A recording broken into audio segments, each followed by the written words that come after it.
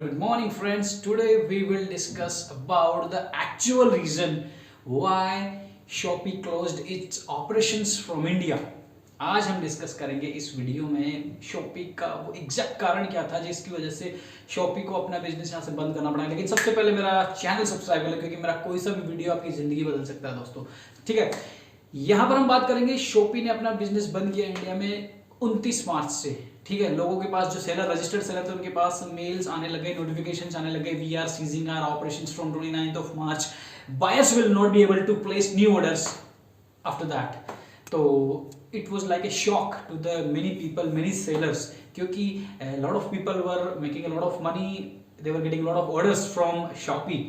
But ऐसा क्या हुआ अचानक कि शॉपी को अपना बिजनेस बंद करना पड़ा। मैंने पहले भी छोटे छोटे एक दो वीडियो बना के डाला कि मैं रिसर्च करके पूरा एक एग्जैक्ट रीजन आपके सामने लाऊंगा कि शॉपी को क्यों अपना बिजनेस बंद करना पड़ा और शॉपी की जो बंद होने की कहानी है इससे हमें क्या सीख मिलती है ये भी डिस्कस करेंगे। और बंद होने के बाद हमारे ऊपर क्या प्रभाव पड़ा है, सेलर लोगों के ऊपर जो नेगेटिव प्रभाव पड़ा है उससे कैसे उबरा जाए, तो ये सब चीजें आज अपन इस वीडियो में डिस्कस करेंगे। अच्छा, एक चीज यहाँ पर जो रिटर्न डिस्प्यूट है, ये जो पेंडिंग अमाउंट है लोगों का, जो 29 मार्च से शॉपी ने बोल दिया बंद करा है धंधा, लेकिन जो लोगों का कुछ पेंडिंग पेमेंट आना बाकी है रिटर्न डिस्प्यूट से, वो सब उन सब के लिए 30 मई तक का टाइम लिया है। ठीक है, 30 मई तक इन सबको रिजोल्व करके खत्म कर दिया जाएगा। तो सबसे पहले इस शॉपी के बारे में समझ लेते हैं। शॉपी एक सिंगापुर बेस्ड कंपनी है जो कि इंडिया में फेमस हुई, लोगों की नज़र में आई, सेलर्स की नज़र में आई। क्यों? अपने हेवी डिस्काउंट्स देने और जो फ्री शिपिंग इन्होंने कर रखी थी उस चीज़ की वजह से।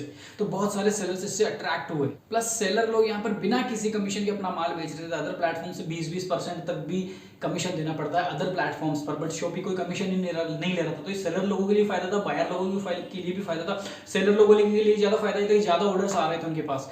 तो ठीक है, इस तरह से शॉपी जो है सेलर्स लोगों में, इंडियन जो ऑनलाइन रिटेलर थे उनमें काफी फेमस हो रहा था। सेलर लोगों ने बड़े बड़े सपने देख लिए थे कि ठीक हुआ यार, शॉपी तो हमारे लिए बहुत गजब प्लेटफॉर्म बन गया है, हम तो कितना कमा सकते हैं। हम मेरे कितने ही दोस्तों ने, हमने भी काफी अच्छा इसमें पैसा कमाया। लेकिन और उधर दूसरी तरफ शॉपी भी एक बहुत बड़ा इंडिया का ऑनलाइन रिटेलिंग प्लेटफॉर्म बनने की दिशा में अग्रसर था। ये मीशो और फ्लिपकार्ट को टक्कर देने के लेवल उस हिसाब से, उस स्पीड से, उस पेस से आगे बढ़ रहा था। और अचानक सिर्फ 6 महीने धंधा करने के बाद, 6 महीना इंडिया में बिजनेस करने के बाद इन्होंने बोल दिया कि we are ceasing our operations from India. ये क्या हुआ, क्यों हुआ? मैंने इसका रिसर्च किया। सबसे पहले मैं गया इंटरनेट पे, मैंने सोचा ये क्या चक्कर हुआ भैया। गया टाइम्स ऑफ इंडिया का लिंक खोला, वहां पे उनका स्पोक्स पर्सन ये कह रहा था कि ग्लोबल मार्केट में अनसर्टेनिटीज की वजह से we are closing our operations from India, we are winding up the business from India. लेकिन उसने ये कहा, लेकिन सच्चाई ये नहीं थी, ये नहीं है।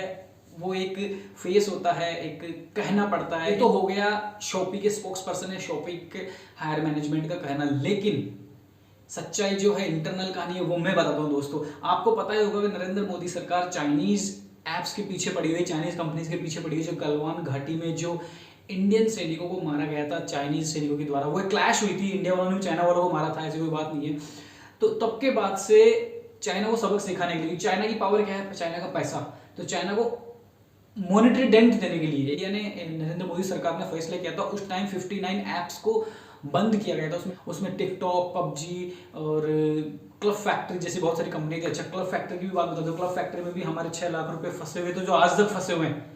We were doing business on club factory. Narendra Modi government ने उनको बैन कर दिया रातों रात। जो 59 एप्स जो ब्लॉक हुई थी, बंद की गई थी, बैन करी गई थी, उनमें कल क्लब फैक्ट्री भी एक थी। और क्लब फैक्ट्री में हमारे 6 लाख रुपए आज भी फंसा हुआ है। 6 लाख रुपए आज तक नहीं आ पाया और शायद आएगा भी नहीं वो। और सरकार ने रीजन दिया कि ये कंपनियां डेटा कॉन्स्पिरेसी करती है, तो इस वजह से इन कंपनीज को हम भगाना चाहते हैं, चाइनीज एप्स को, हम चाइनीज कंपनीज को हम बंद करना चाहते हैं, इनके ऑपरेशंस इंडिया में बंद करना चाहते हैं। अच्छा, वो हो गई साल, 1.5 साल, 2 साल पहले की बात है। अभी लास्ट मंथ क्या होता है, फ्री फायर को बैन किया गया था, अगर आपको पता हो तो। Again due to the very same reason कि वो डेटा कॉन्स्पिरेसी वाला रीजन बता के उसको फ्री फायर को बैन किया गया। अब दोस्तों यहाँ पर ध्यान देना, फ्री फायर जिसको बैन किया गया लास्ट मंथ, उसकी पेरेंट कंपनी थी Sea group, SEA group, Sea group. और शॉपी की भी पेरेंट कंपनी है सी ग्रुप। या शॉपी को इस चीज का आइडिया लग चुका था कि हम पे कभी भी बैन होने की घोषणा हो सकती है, हम जबरदस्ती लोगों को फ्री में शिपिंग, फ्री में इतना डिस्काउंट बड़ा दे रहे हैं सेलर लोगों को उठाने के लिए, अपना मार्केट बनाने के लिए। लेकिन भैया पीछे पड़ चुकी है इंडियन गवर्नमेंट, छोड़ेगी नहीं।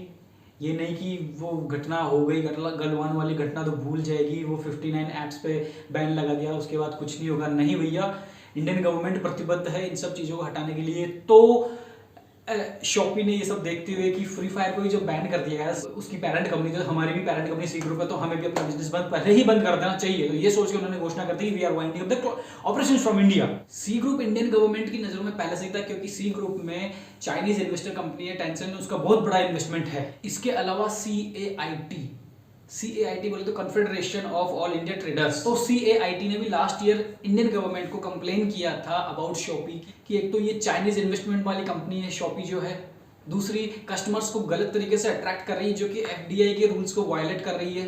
इसके अलावा शॉपी के खिलाफ फेक प्रोडक्ट्स बेचने की एक FIR भी हुई थी। चलो छोड़ो, वो तो कोई बड़ी चीज़ नहीं है, फेक प्रोडक्ट्स तो अमेजोन फ्लिपकार्ट पर भी बिके हैं, FIR होती रहती है, ये सब चलता रहता है, ठीक है। तो इस तरह से ये चाइनीज कनेक्शन होने की वजह से शॉपी को अपना बिजनेस बंद करना पड़ा है। This is the exact reason दोस्तों।